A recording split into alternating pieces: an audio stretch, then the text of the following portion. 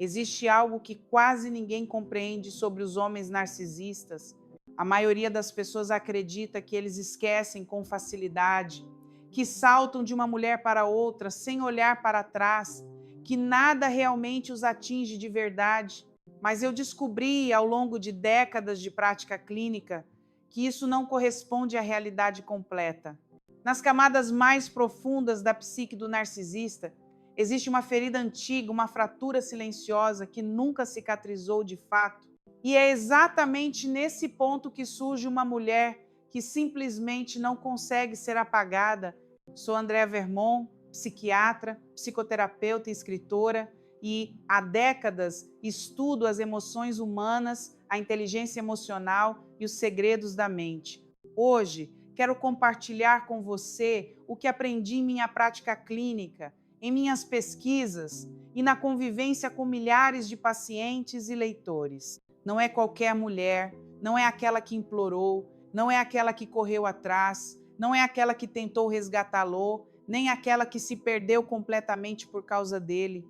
É uma mulher completamente diferente, uma mulher que muitas vezes sequer percebeu o impacto que causou, porque o que ela tocou não foi o ego do narcisista, mas algo muito mais profundo e perigoso para ele: o seu inconsciente.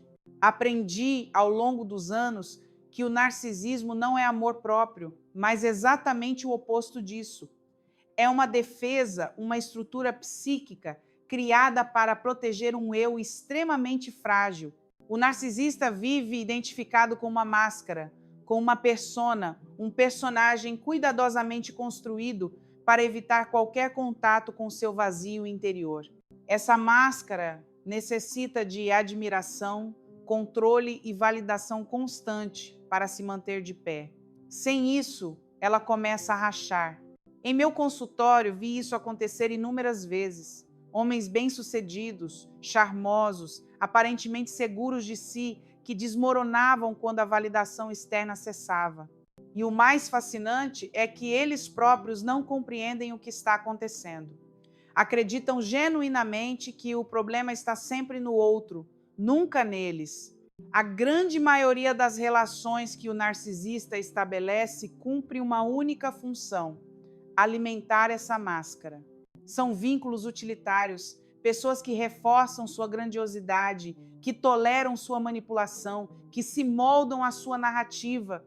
Essas mulheres frequentemente se tornam extensões do ego dele. Elas admiram sem questionar, aceitam sem limites, perdoam sem condições.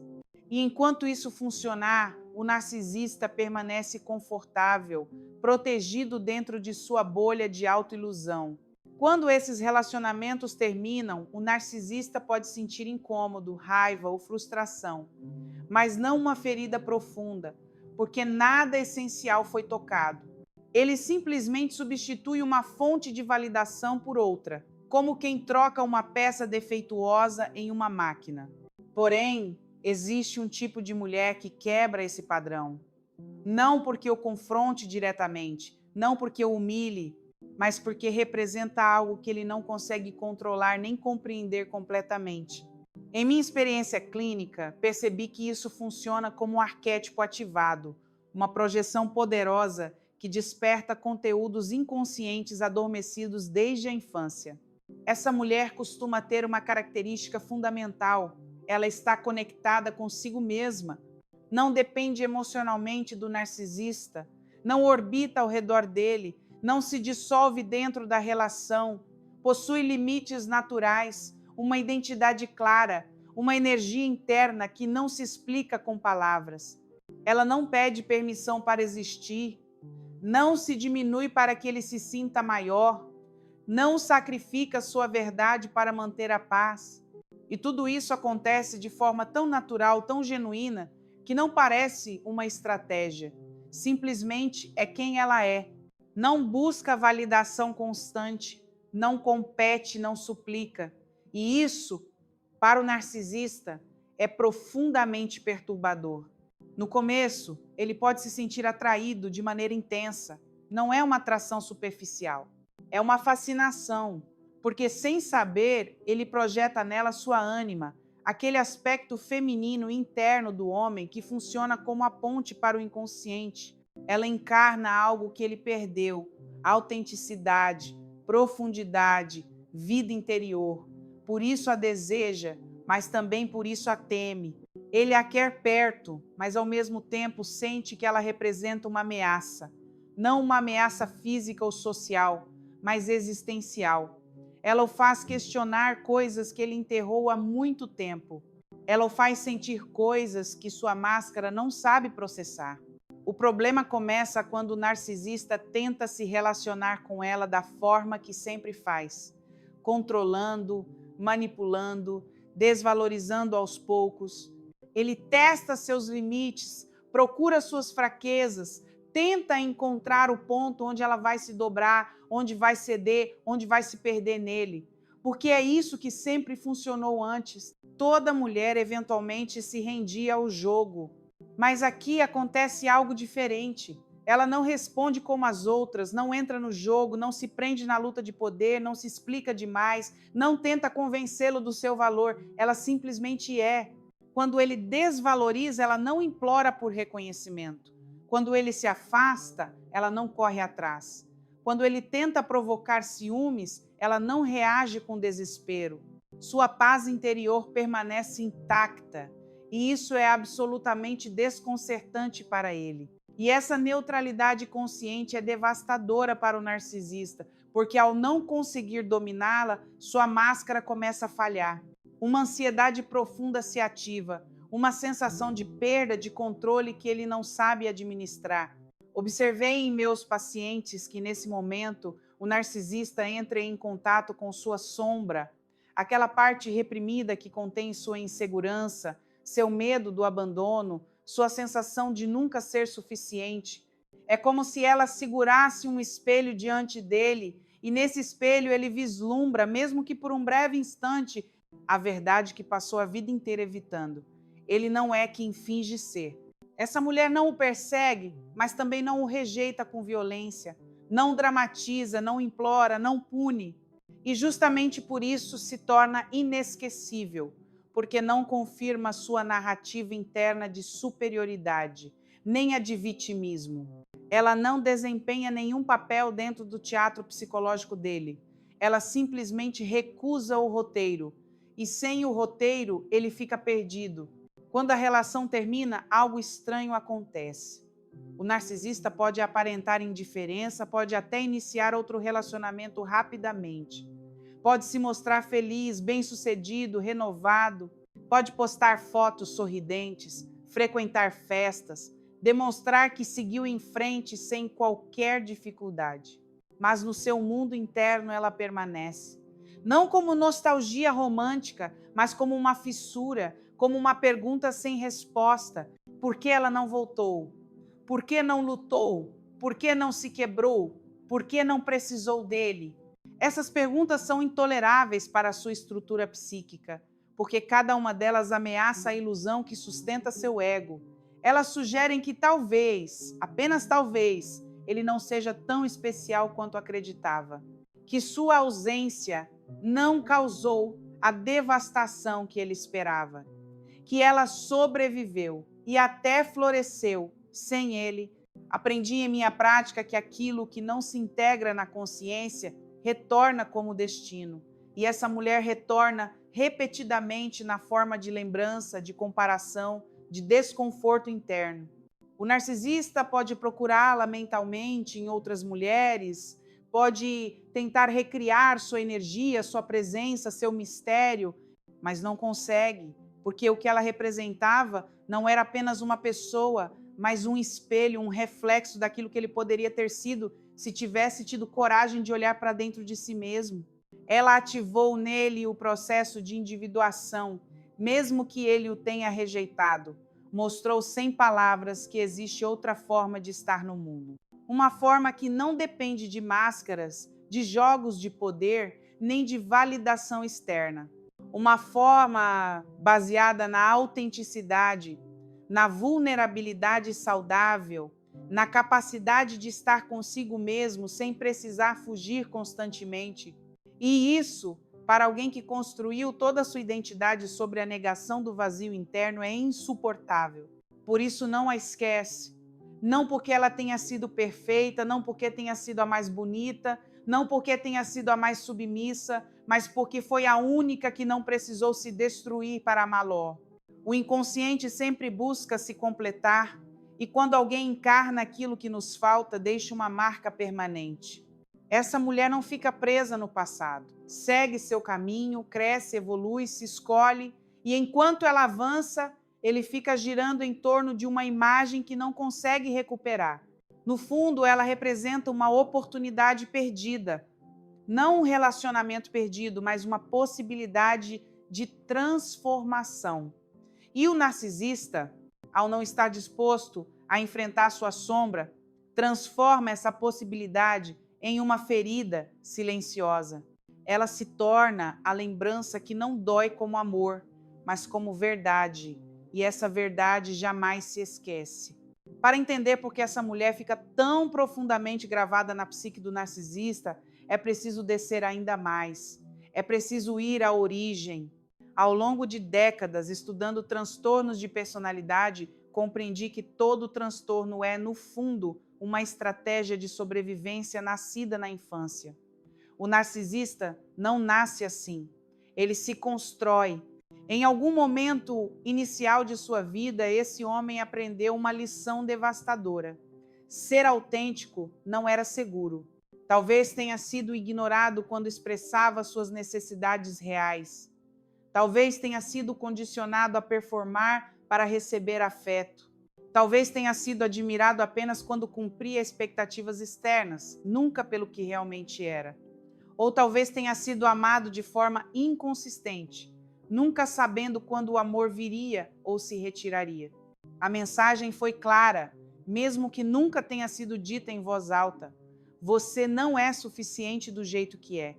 E para uma criança, essa mensagem é devastadora, porque uma criança não pode simplesmente mudar de família, não pode procurar outras fontes de validação, não pode sobreviver sozinha, então ela se adapta. Cria uma versão de si mesma que seja aceitável, desejável, admirável. E para sobreviver a essa dor, criou uma identidade falsa, uma máscara grandiosa que escondesse sua vulnerabilidade. Chama essa máscara de persona. O problema é que, no narcisista, a persona não é apenas uma parte de sua psique, mas quase toda a sua identidade. Não existe um eu sólido por trás, apenas medo do vazio. É como se ele tivesse construído uma casa magnífica, mas sem fundações. Por fora, tudo parece sólido, impressionante. Por dentro, há apenas o medo constante de que tudo desmorone. Por isso, precisa constantemente de validação externa. Não porque se ame demais, mas porque não sabe quem é sem o olhar do outro. O olhar do outro se tornou seu único espelho. E quando esse espelho desaparece, ele desaparece também. Quando esse homem conhece a maioria das mulheres, a troca é simples. Ele oferece charme, intensidade, promessas. Elas oferecem admiração, entrega, atenção. Tudo se encaixa. Sua máscara é celebrada, reforçada, alimentada. Ele diz o que elas querem ouvir. Elas acreditam porque querem acreditar. Ele promete o que elas sonham. Elas se entregam porque veem nele o príncipe encantado, o homem ideal, o parceiro perfeito. É um acordo implícito. Ele performa, elas validam. Mas com essa mulher acontece algo radicalmente diferente. Ela não o idealiza de forma cega. Pode admirá-lo sim, mas não o coloca num pedestal. Não se perde na narrativa dele. Não abandona seu centro. Ela o vê. Não com olhos de julgamento, mas com olhos de clareza. Vê o homem atrás da máscara, e isso é simultaneamente o que ele mais deseja e o que mais teme. E, sem saber, faz algo que considero um dos atos psicológicos mais poderosos: para de projetar. A maioria das pessoas projeta inconscientemente no outro aquilo que deseja, teme ou necessita. Por isso, muitos relacionamentos se sustentam em ilusões. Cada pessoa está se relacionando não com quem o outro realmente é, mas com quem imaginam que ele seja. Mas essa mulher enxerga, não disseca, não acusa, não analisa em voz alta, simplesmente percebe. E ao perceber, não alimenta a fantasia narcisista. Ela não se impressiona com as histórias exageradas. Não se deixa seduzir pelas promessas grandiosas. Não aceita o tratamento inconsistente como se fosse normal. E não faz isso de forma confrontativa, mas simplesmente mantendo sua própria verdade. Isso provoca uma ferida profunda, porque o narcisista precisa ser refletido como grandioso. Quando isso não acontece, quando não recebe essa imagem idealizada, começa a se sentir inquieto, inseguro, irritado, não entende o que está acontecendo, acha que ela é fria, distante, complicada, que ela não o valoriza, não o compreende, não o aprecia, mas na realidade ela está completa em si mesma. E completude não é frieza, é inteireza. Aqui se ativa algo central na teoria psicológica, o complexo do abandono, da rejeição, da insuficiência. Essa mulher não o abandona explicitamente no início, mas não se funde, e essa não fusão desperta um medo primitivo da criança interior ferida. Aquele menino que um dia aprendeu que não era suficiente volta à superfície, gritando silenciosamente por dentro. Por isso, o narcisista pode oscilar com ela entre idealização e desvalorização de maneira mais intensa que com qualquer outra. Às vezes a eleva, a deseja, a persegue, diz que ela é única, especial, diferente de todas as outras.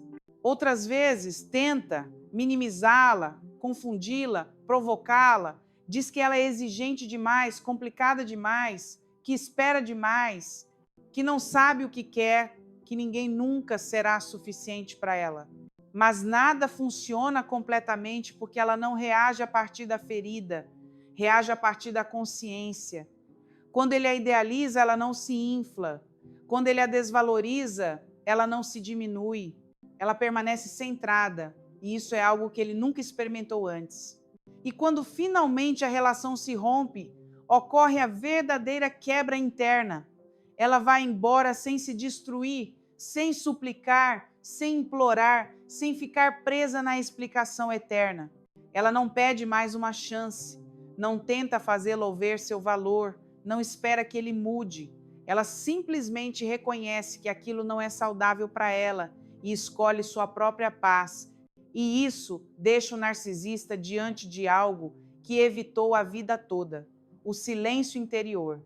Sem estímulo, sem drama, sem espelho que confirme sua existência, percebi ao longo dos anos que o silêncio é o lugar onde o inconsciente fala com mais força. E para alguém que fugiu constantemente de si mesmo, esse silêncio é insuportável. É nesse silêncio que as perguntas começam a surgir. Perguntas que ele não quer responder, mas que insistem em voltar. O que há de errado comigo? Por que ela foi embora? Por que não foi como sempre foi antes? Por isso, tenta preencher o vazio rapidamente. Outro relacionamento, outra conquista, outra máscara. Mas algo já mudou, porque agora sabe, mesmo que não admita, que existe uma forma diferente de vínculo, uma que não se baseia na dependência nem no controle. Essa mulher se transforma então numa figura interna, numa imagem arquetípica. Ele não a recorda apenas como pessoa, mas como sensação, como estado, como possibilidade. Ela encarna o que chamo de si mesmo, a totalidade psíquica que o indivíduo jamais alcançou. E aqui está o paradoxo mais profundo. O narcisista não sente falta da mulher em si, sente falta do que despertou dentro dele e que não conseguiu sustentar. Sente falta da versão de si mesmo que apareceu brevemente quando esteve perto dela. Uma versão mais autêntica, menos defensiva, mais viva. Uma versão que talvez por alguns momentos tenha se sentido realmente vista, não pela máscara, mas pelo ser humano que existe por trás dela. Mas em vez de integrar essa experiência, a reprime, e o reprimido não desaparece, se manifesta como comparação constante, como insatisfação crônica, como uma sensação de que nada volta a ser igual. Ela se transforma no padrão impossível. Nenhuma outra mulher consegue tocar essa fibra, nenhuma outra desperta essa profundidade, porque as demais entram no jogo da máscara e ela não. As outras mulheres podem ser mais bonitas, mais bem-sucedidas, mais admiradas socialmente, mas falta algo. Falta aquela qualidade indefinível, aquela presença, aquela autenticidade que ela carregava sem esforço. E, embora ele jamais diga isso, embora até se convença de que ela não era tão especial, seu inconsciente conhece a verdade. O inconsciente nunca mente, apenas aguarda. Por isso, mesmo anos depois, ela aparece nos pensamentos dele de forma inesperada. Não como o amor romântico, mas como um incômodo silencioso, como uma pergunta que ele não ousa formular. E se o problema nunca foi ela? E se o problema sempre foi a forma como eu me relaciono? E se o problema é que eu nunca permiti que ninguém realmente me conhecesse? E se eu perdi a única pessoa que poderia ter me ajudado a encontrar a mim mesmo? Ela seguiu seu processo de individuação, se escolheu, se ouviu, integrou suas sombras, não precisou salvá-lo, nem ser salva. E esse ato tão simples e tão raro é o que a torna inesquecível.